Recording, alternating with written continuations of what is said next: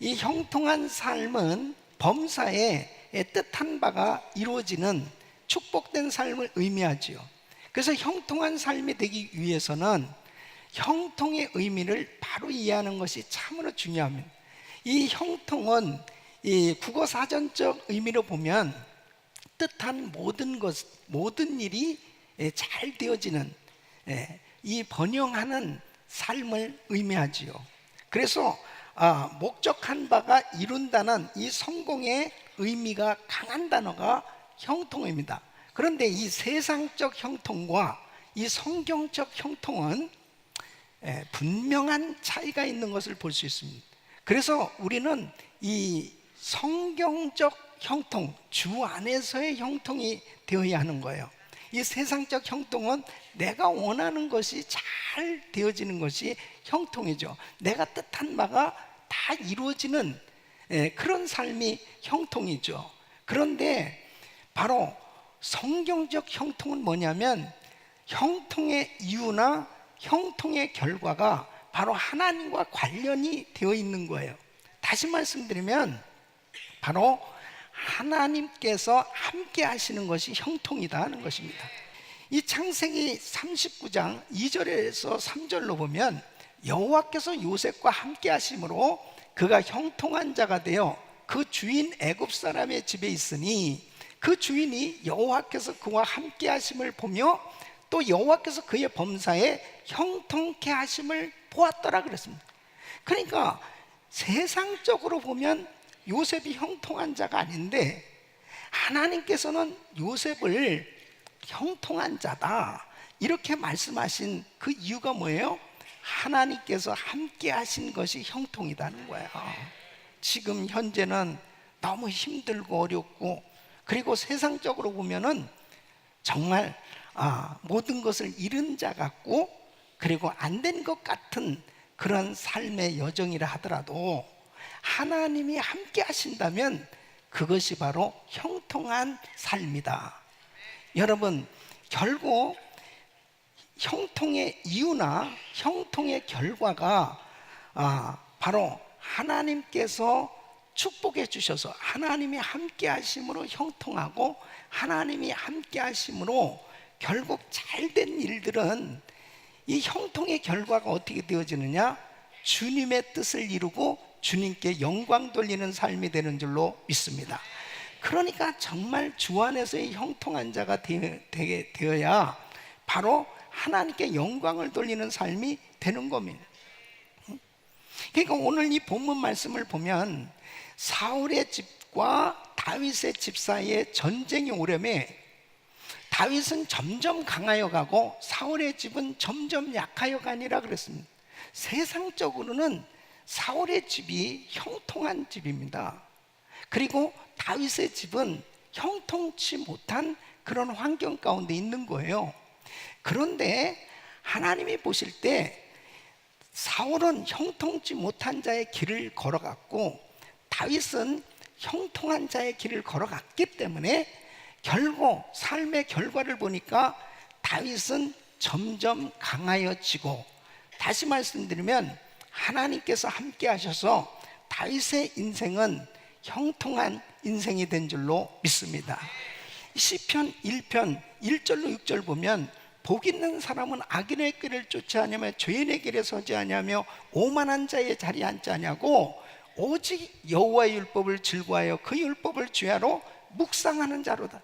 저는 시냇가에 심은 나무가 시절을 쫓아 과실을 맺으며 그 잎사귀가 마르지 아니함 같으니 그 행사가 다 형통하리로다. 악인은 그렇지 않으며 오직 바람에 나는 겨와 같도다. 그러므로 악인이 심판을 견디지 못하며 죄인이 의인의 회중에 들지 못하리로다. 대저 의인의 길은 여호와께서 인정하시나 악인의 길은 망하리로다. 의인의 길로 걸어가고 있는지 악인의 길로 걸어가고 있는지 결국 그 인생은 결과가 판이하게 다르게 나타난다는 것입니다. 무엇이 형통이냐는 거예요. 무엇이 형통한 삶이냐는 거죠. 정말 2018년 새해를 맞이해서 우리 모두는 형통한 삶을 꿈꾸고 있죠. 그런데 정말 나의 인생이 금년 한 해도 형통한 삶이 되기 위해서는 형통한 자의 길을 걸어가야 되는 것입니다. 바로 하나님의 말씀을 통해서 무엇이 형통한 삶인가, 어떻게 해야 형통한 자의 길로 걸어갈 수 있는지 잘 여러분들이 정리하시고, 정말 저와 우리 성도님들은 평생이 하나님 보시기에 또 하나님께서 축복하셔서 주 안에서의 형통한 삶이 되시기를 예수 이름으로 축원합니다. 첫째는, 다윗은 원수도 불쌍히 여겼다 하는 것입니다. 여러분, 사무엘하 1장에 보면 어느 날 아말렉 사람이 다윗에게 옵니다. 그런데 사울의 왕관을 가지고 나타난 거예요. 그 아말렉 사람이 뭐라고 얘기하냐면은, 지금 블레셋과의 전쟁에서 이스라엘이 패했잖아요. 사울과 그의 아들 이 요나단이 전사했다는 그 소식을 전해주는 겁니다. 그러니까 이 아말렉 사람은 생각할 때 다윗의 원수가 사울 왕이에요. 그러니까 사울이 죽었습니다, 여기 보세요, 증거가 있어요, 이것이 사울의 왕관입니다, 그러면 막 기뻐할 줄 알았어요.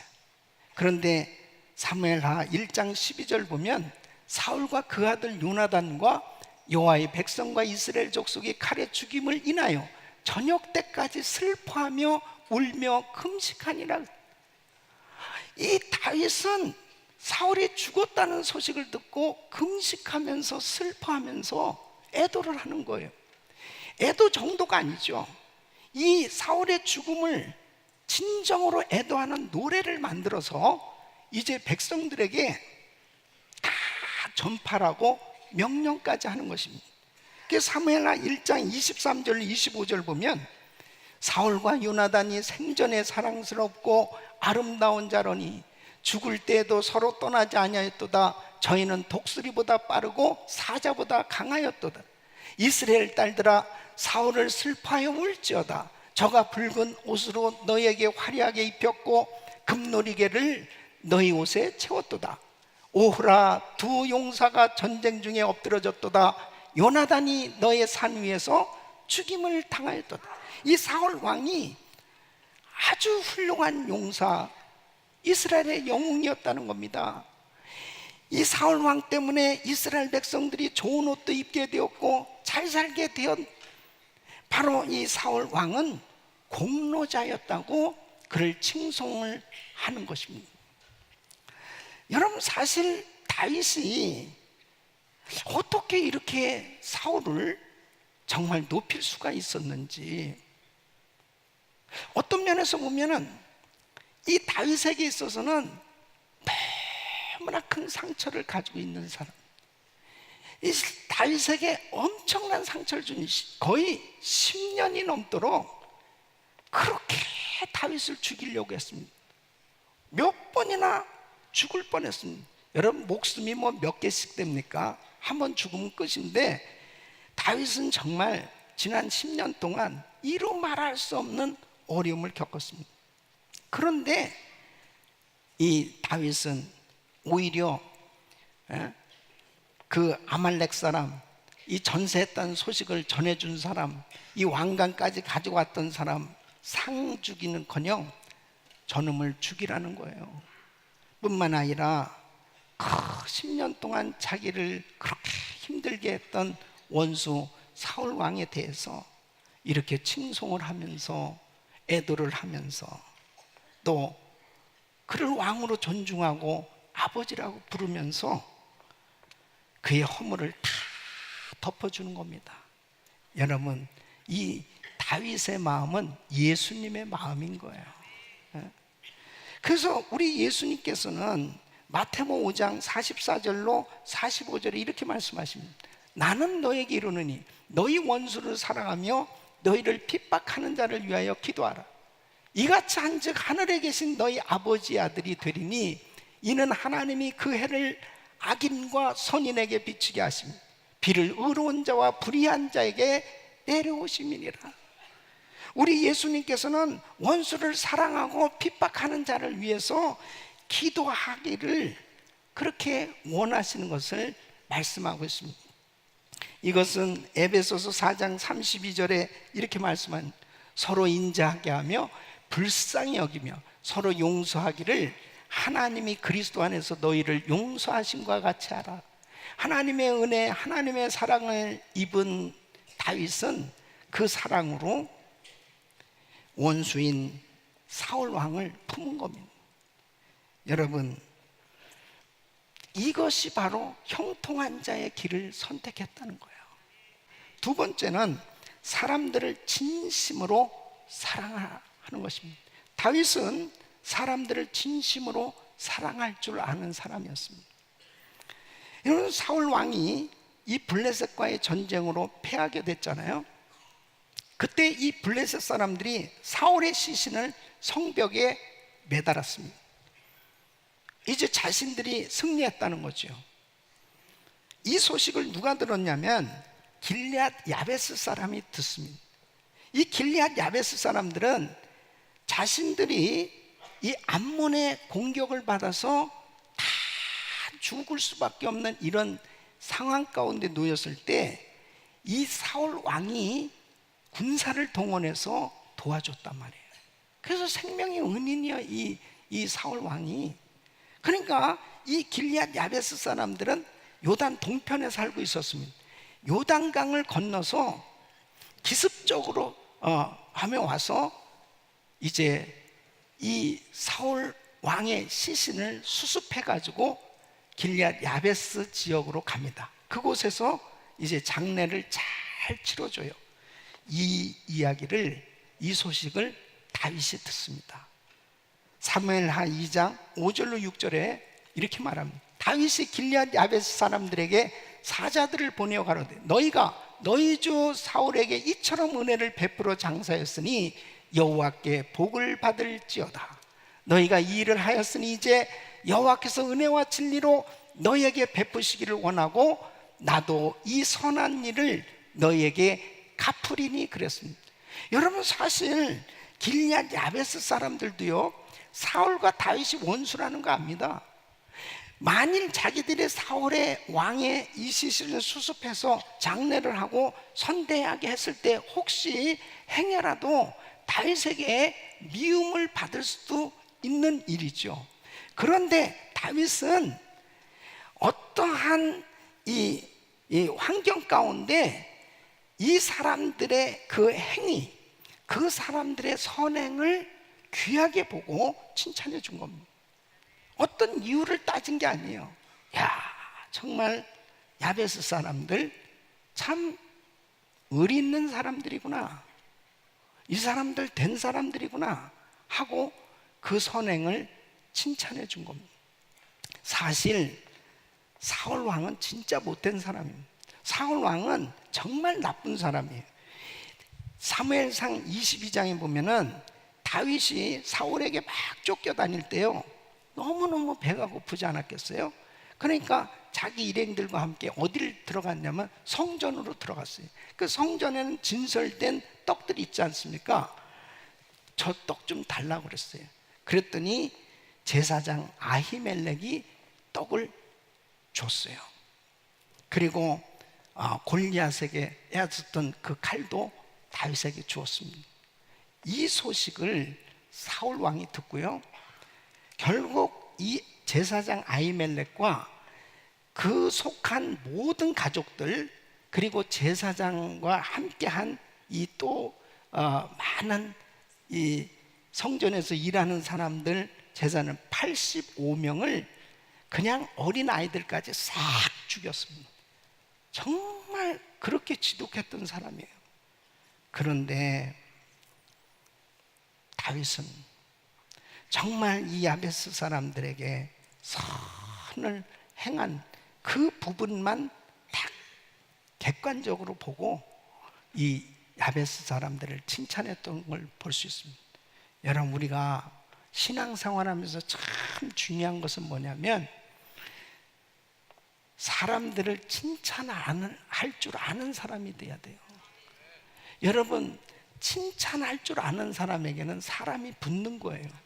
그러나 자꾸 비판하고 판단하고 정죄하고 그런 사람들은 결국 자기를 결국은 비판하고 판단할 줄 알고 그런 사람은 점점 멀리하는 겁니다.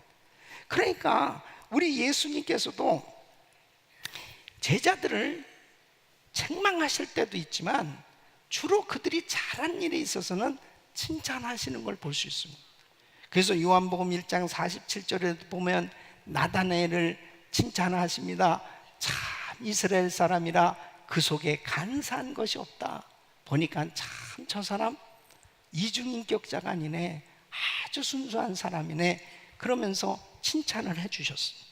또 베드로가 이 사람들은 나를 누구로 하냐, 너는 나를 누구로 하느냐 그랬더니 주는 그리스도시요 살아계신 하나님의 아들이시니다 그렇게 고백했더니 주님이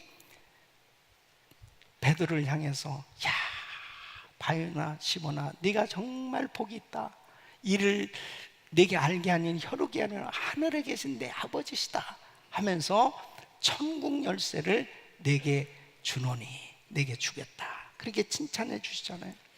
백부장이 자기 하인이 다 죽게 생겼습니다. 예수님 앞에 왔어요. 그러면서 말씀만 하시죠. 그냥 말씀만 해도 내 하인이 낫겠습니다. 그랬더니 우리 예수님이 칭찬하십니다. 이스라엘 중 아무에게도 이만한 믿음을 만나보지 못했다. 그러면서 그 하인을 고쳐주시잖아요. 여러분, 주님은 기회가 있을 때마다 사람들을 칭찬해주고 인정해주고 축복해 주셨던 걸 볼 수 있습니다. 다윗은 그 마음에 얼마든지 분노를 가지고 사람들을 그냥 선입견을 가지고 그렇게 대할 수도 있지만 객관적으로 잘한 일에 있어서는 항상 인정해주고 칭찬해주는 그 칭찬해준 것이 바로 사람을 얻게 되고 그리고 형통한 삶이 된 줄 믿으시기 바랍니다. 세 번째는 힘들게 하는 사람들도 인내하라 하는 것입니다. 자, 다윗이 사울이 죽음으로 인해서 즉시 왕이 된 게 아닙니다. 사울 왕의 군대 장관이었던 아브넬이 있어요. 이 아브넬이 사울의 아들 이스보셋을 왕으로 추대합니다. 그래서 이스보셋이 왕이 되고 다윗이 한쪽에서는 왕이 되고, 그러니까 결국 나라가 지금 합해지지가 않았습니다. 두 왕이 있는 거예요. 이런 가운데 사건이 벌어져요. 어떤 사건이냐면 이 아브넬이 사울의 후궁을 범합니다. 이 소식을 이스보셋 왕이 들은 거죠. 그래가지고 이 아브넬을 책망한, 이 이야기를 들었을 때 아브넬의 마음이 싹 바뀌어서 배신합니다. 그래서 다윗에게로 가는 거예요. 모든 이스라엘의 백성들을 다 신하들을 당신에게로 돌리겠습니다 하면서 다윗 앞에서 언약을 맺어요. 근데 이때 다윗의 군대 장관이 누구였냐면은 요압입니다. 이 요압은 전쟁에 나갔다가 나중에 들어와서 이 소식을 듣는 거예요. 이 소식을 듣고 나서 화를 냅니다. 그 이유가 뭐냐면 아브넬과 요압은 원수지간이에요. 왜 원수지간이 됐냐면은 아브넬이 이 요압의 친동생 아사헬을 죽였어요. 그러니까 그 마음 가운데 항상 복수심을 가지고 있었어요, 이 요압은. 그러니까 다윗이 야, 그래도 나라가 지금 하나가 돼야 되고 이 중요한 시기니까 절대 아브넬을 받아줘야 된다, 죽이면 안 된다, 계속 이야기를 했어요. 근데 겉으로는 네 그러고 이 요압이 뒤를 쫓아가서 결국은 아브넬을 죽여요. 그러니까 이 다윗에게는 참 이 요압은 충신이지만은 너무 힘들게 하는 사람이었습니다. 너무 어렵게 하는 사람이었습니다. 그러니까 그뿐입니까? 원래 압살롬 죽이지 말라고 그랬어요. 압살롬도 죽이고, 또 그때 군대 장관 아마사도 죽이면 안 되는데 죽였죠. 그리고 점점 이 요압이 전쟁에 나가서 용맹스럽게 잘 싸우고 정말 열심히 다윗을 위해서 충실한 충신이었지만 자기 고집이 너무 세요. 다윗을 너무 힘들게 한 사람이었습니다. 아브넬을 죽였다는 것은 다윗에게 큰 위기였습니다. 왜냐하면 다윗이 아브넬을 죽였다라고 하면 그 아브넬을 따르던 사람들, 이스보엣을 따르던 사람들이 다 흩어질 수밖에 없는 이런 위기 가운데 있을 때 다윗이 지혜롭게 사무엘하 3장 31절에 보면은 아브넬에 대해서 자기가 죽이지 않았다는 것을 드러내는 거예요. 너희는 옷을 찢고 굵은 배를 띠고 아브넬 앞에서 애통하라 하니라. 다윗이 상여를 따라가며, 그리고 35절에 보면 오늘 내가 해지기 전에 떡이나 다른 것을 맛보면 하나님이 내게 벌 위에 벌을 내리심이 마땅하니라. 그러니까 모든 아브넬을 따르던 사람들도 다윗이 아브넬을 죽인 게 아니구나 하고 마음이 다윗에게 모아졌던 거죠. 그러나 이 다윗에 있어서는 정말 이 요압이 항상 이 마음에 무거운 짐입니다. 그러니까 이렇게 다윗이 이야기합니다. 사무엘하 3장 39절 보면 내가 기름 부음을 받은 왕이 되었으나 오늘날 약하여서 수르야의 아들인 이 사람들을 제어하기가 너무 어려우니 여호와는 악행하는 자에게 그 악한 대로 갚으실지로다 하니라. 그러니까 이 다윗은 정말 이 강력한 나라를 세워가면서 참 그 마음 가운데 이 요압이 정말 무거운 그런 짐이 됐어요. 그러나 보세요, 다윗은 죽을 때까지 요압을 인내하며 함께 했어요. 요압을 내치지 않았습니다. 그러면서 열왕기상 2장 5절로 6절에 보면 솔로몬에게 이렇게 얘기하는 거예요. 솔로몬의 이야기, 자기 마음을 얘기하는 거죠. 수르야의 아들 요압이 내게 행한 일, 곧 이스라엘 군대의 두 장관 넬의 아들 아브넬과 에델의 아들 아마사에게 행한 일을 내가 알거니와 저가 저희를 죽여 태평시대에 전쟁의 피를 흘리고 전쟁의 피로 자기의 허리에 띈 띠와 발에 신은 신에 묻혔으니 내 지혜대로 행하여 그 백발로 평안히 음부에 내려가지 못하게 하라. 그렇게 솔로몬에게 이야기합니다. 결국은 솔로몬 때에 이 요압은 결국 처형을 당하고 말죠. 그러나 다윗은 그에게 정말 힘들게 했던 이 요압을 끝까지 같이 하면서 하나님께 다 맡겼던 걸 볼 수 있습니다. 우리 사랑하는 성도 여러분, 정말 우리가 살아가면서요, 나하고 마음에 정말 전혀 맞지 않는 사람, 정말 나를 힘들게 하는 그런 사람들과 같이 지내야 될 때가 있어요. 그 일이 얼마나 힘들겠어요. 그러나 형통한 자의 길은 뭐냐? 다윗은 만일 요압을 내치면은 그 공동체가 화합이 되겠느냐는 거죠. 그 공동체가 화합이 되기 위해서는 자기가 품고 가는 거예요. 인내하면서 품고 가는 거예요. 용납하면서 품고 가는 거예요. 오래 참으면서 품고 가는 거예요. 그것이 바로 형통한 자의 길인 줄 믿으시기 바랍니다. 지금 요압을 내치고 싶어요. 다윗은 요압을 정말 내치고 너무 힘들어, 너무 부담이에요. 그럼에도 불구하고 요압을 품는 이유는 이 공동체가 하나 돼야 되니까. 이 공동체가 하나 돼야 되니까. 여러분, 가정에도 그렇잖아요.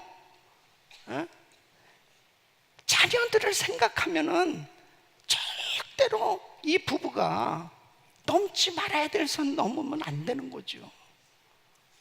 우리 크리스천들은 어떻습니까? 예수 믿지 않는 사람들이 보고 있잖아요. 믿음도 없는 사람들이 보고 있잖아요.